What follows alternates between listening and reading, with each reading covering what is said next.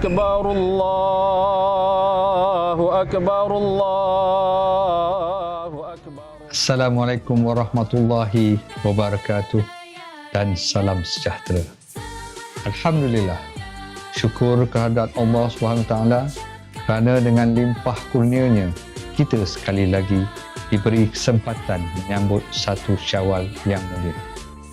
Saya dan isteri ingin mengambil kesempatan ini untuk mengucapkan selamat Hari Raya Aidilfitri, maaf zahir dan batin kepada seluruh warga tentera udara Diraja Malaysia di mana jua anda berada.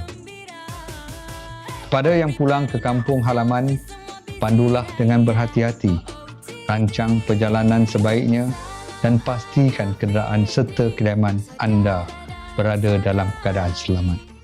Raikan Syawal ini dengan penuh kesederhanaan dan kegembiraan bersama keluarga serta insan tersayang.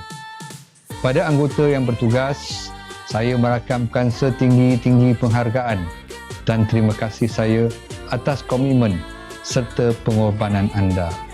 Ketahuilah bahawa tugas yang anda galas amat besar maknanya dalam memastikan ruang udara negara sentiasa selamat.